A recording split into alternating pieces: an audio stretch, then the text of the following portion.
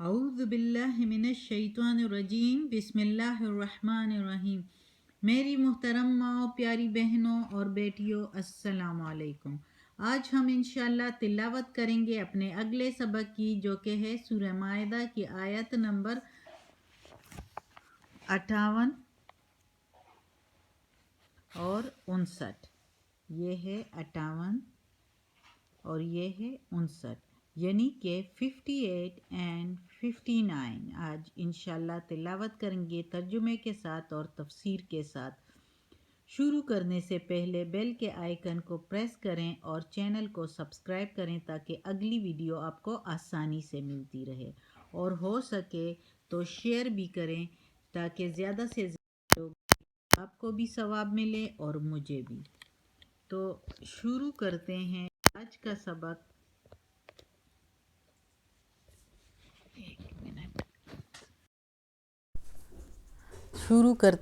آج کا سبق۔ اعوذ باللہ من الشیطان الرجیم، بسم اللہ الرحمن الرحیم۔ اذ و اذا، اور جب، نادیتم، آواز دیتے ہو تم، الی، طرف، الی الصلاۃ، طرف نماز کے، صلاۃ کے، اتخذوا، الی الصلاۃ اتخذوا، طرف نماز کے تو ٹھہراتے ہیں یا بناتے ہیں، خضوہا، اس کو، خضوہا، اتخذوہا، بناتے ہیں اس کو یا ٹھہراتے ہیں اس کو، ہزوا، مذاق، ولعبا، اور کھیل، مذاق اور کھیل یعنی ہنسی مذاق بناتے ہیں۔ ذالک، یہ، بِأَنَّهُمْ، بے شک وہ، یعنی بے شک وہ، قوم لا، لوگ ہے نہیں، یعقلون، عقل رکھنے والے، نہیں عقل رکھنے والے، یہ اس لیے کہ وہ لوگ ہے بے عقل۔ یہ اللہ کا کہنا ہے، اللہ کہہ رہا ہے کہ جب تم اذان دیتے ہو تو یہ لوگ جو ہے بناتے ہیں اس کو مذاق اور کھیل۔ یعنی کون لوگ؟ اللہ تعالیٰ کہتا ہے مسلمانوں سے، ہم نے پچھلی آیتوں میں پڑھا کہ یہودیوں، عیسائیوں اور مشرکین کو اپنا دوست مت بناؤ، وہ تمہارے مذہب کا بھی مذاق اڑاتے ہیں، اور جب تم نماز کے لیے اذان دیتے ہو تو اس اذان کا بھی مذاق بناتے ہیں، اور یہ لوگ بے عقل ہیں تو اس لیے یہ کام کرتے ہیں۔ ورنہ اذان میں کون سی ایسی چیز ہے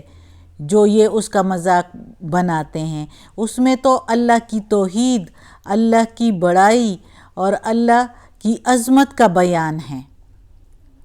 اور اس کے بعد اللہ کی توحید کا بیان ہے، اور اس کے بعد نماز کے لیے بلاوا ہے جو کہ ساری عبادات میں سب سے پہلا درجہ رکھتا ہے۔ نماز کے لیے بلاوا ہے، اور پھر کامیابی کی طرف بلاوا ہے، حی علی الفلاح، یعنی کامیابی کے لیے دعوت دیتے ہیں نماز اذان میں۔ تو اس میں پھر کون سی ایسی چیز ہے جو وہ اس کا مذاق اڑاتے ہیں؟ تو یہ ان کی بے عقلی ہے، حماقت ہے، جو وہ اس طرح کی باتوں پر، یعنی اذان جیسی بات پر وہ جو ہے مذاق کرتے ہیں اور آوازیں کرتے ہیں، تو یہ نکالتے ہیں، تو یہ کسی عقل مند بندے کا کام نہیں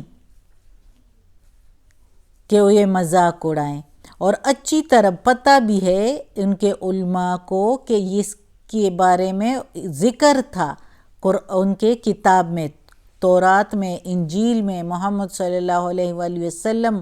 کے بارے میں، صحابہ کرام کے بارے میں بھی ایون ذکر تھا ان کی کتاب میں۔ جو سچے ان کے عالم تھے، مخلص تھے، تو انہوں نے بتا بھی دیا تھا، جو کہ پھر مسلمان ہو گئے تھے۔ اور جو اس طرح کے دھوکے باز تھے اور دنیاوی رونق اور عظمت پر جو ہے اپنی جان گنوا بیٹھے تھے، تو وہ لوگ اس کو چھپاتے تھے اور اس کو بدل دیتے تھے اور مذاق اڑاتے تھے۔ تو یہ مذاق اڑانا ان کا کوئی صحیح بات نہیں تھی، یہ بے عقل لوگوں کا کام تھا۔ روایت میں ہے کہ ایک عیسائی شخص تھا جو جب اذان ہوتی تھی اور اذان میں جب اشہد ان محمد رسول اللہ اشہد ان محمد رسول اللہ کا پڑھنا آتا تھا، تو اس جگہ پر وہ کہتا تھا خرق الکاذب قد خرق الکاذب، وہ اس طرح کے الفاظ، یعنی کہ جل گیا جھوٹا، نعوذ باللہ، اس طرح کہتا تھا۔ اب وہ تو اپنی نیت سے جو کچھ کہہ رہا تھا جاہلی تھا کوئی جو اس طرح کہہ رہا تھا، لیکن جب اس نے ایسے کہا تھا تو اسی کے حال پر برا ہو گیا، کیونکہ وہ کہہ رہا تھا جل گیا جھوٹا۔ تو کیا ہوا، ایک رات کو وہ سارے سوئے ہوئے تھے، ایک لڑکی ان کے گھر میں جو ہے آگ لیے ہوئے آئی، تو نادانستہ طور پر یعنی انجانے میں ان سے ایک چنگاری اس کے گھر میں گر گئی، وہ واپس چلی گئی لیکن چنگاری تھوڑی سی ان کے گھر میں گر گئی۔ وہ تو چلی گئی لیکن اس چنگاری سے ان کا سارا گھر جل گیا سمیت اس کے اہل و عیال کے، اور وہ خود بھی راکھ ہو گیا۔ اس نے کیا کہا؟ جل گیا جھوٹا، تو وہ خود ہی جل گیا۔ اللہ کے ہاں تو دیر نہیں ہے، جلدی ہو جاتا ہے جب وہ کچھ بندہ جس وقت اللہ کو ان پر قہر آ جاتا ہے اور وہ جو کہہ جاتا ہے اپنے ہی حق میں برے الفاظ، تو وہ قبول ہو گئے اور وہ جو ہے راکھ بن گیا، اس دنیا میں بھی اور آخرت میں بھی ذلت کے ساتھ اٹھایا جائے گا۔ اب اگلی آیت میں ہے قُلْ یا اہل الکتاب کہہ دو میرے پیارے نبی، اے اہل کتاب والے، حل تنقیموا کیا ضد ہے تم کو، منا ہم سے، حل تنقیموا منا الا کیا ضد ہے تم کو، تن جب ہو جاتا ہے تا تو تم کو ہم سے، منا ہم سے، الا مگر، ان یہ کہ آمنا ہم ایمان لائے ہیں، باللہ اللہ کی وحدانیت پر، ساتھ اللہ کے یا اللہ کے وحدانیت پر، کیونکہ اللہ پر تو وہ بھی ایمان لاتے ہیں لیکن اللہ کے ساتھ شریک ٹھہراتے ہیں، یہودی بھی عیسائی بھی۔ یہودی عزیر علیہ السلام کو اللہ کا بیٹا کہتے ہیں نعوذ باللہ، اور عیسائی عیسیٰ علیہ السلام کو نعوذ باللہ، اللہ معاف کرے، اللہ ان کو بھی ہدایت دے۔ تو کیا اللہ تعالیٰ کہتا ہے کہ کہہ دو میرے پیارے نبی اسے اہل کتاب والوں سے کہ کیا ضد ہے تم لوگوں کو ہم سے، مگر یہ کہ ہم ایمان لائے ہیں اللہ کی وحدانیت پر، وما اور جو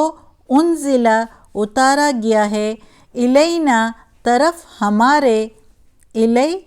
طرف نہ ہمارے، وما اور جو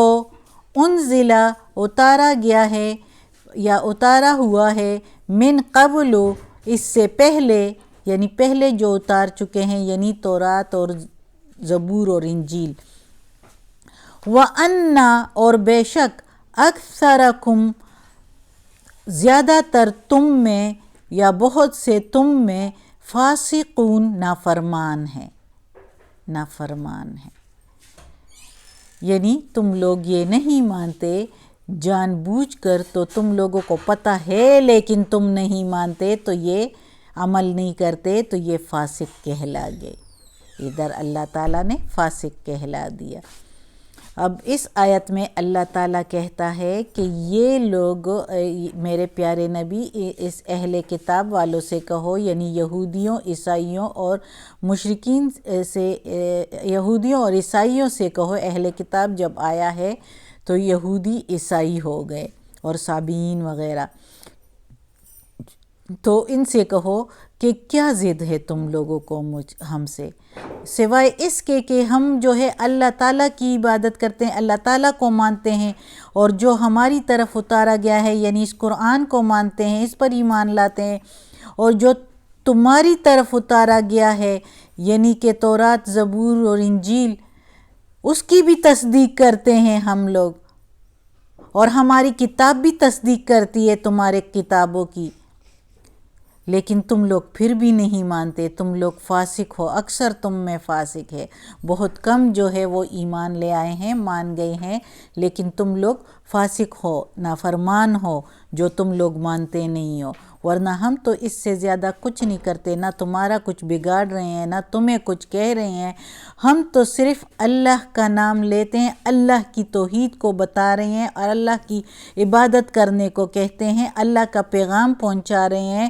کہ یہ اللہ کی کتاب ہے جو ہماری طرف آئی ہے، اور اس کی شہادت تمہاری کتابوں سے بھی ملتی ہے، اور میرے بارے میں بھی یعنی محمد صلی اللہ علیہ وآلہ وسلم کے بارے میں بھی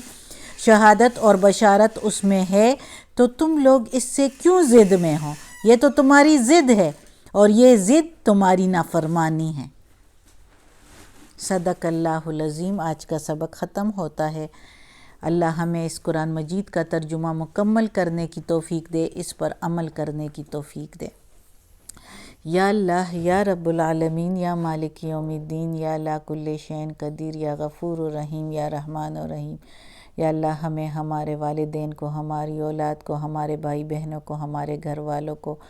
ہمارے رشتہ داروں کو، میری استانی آپی جان کو، کل مومن مسلمانوں کو یا اللہ جنت فردوس میں جگہ عطا فرما، دوزخ کے عذاب سے بچا، قبر کی سختی آسان فرما اور وقت نزاع کی سختی بھی آسان فرما یا اللہ۔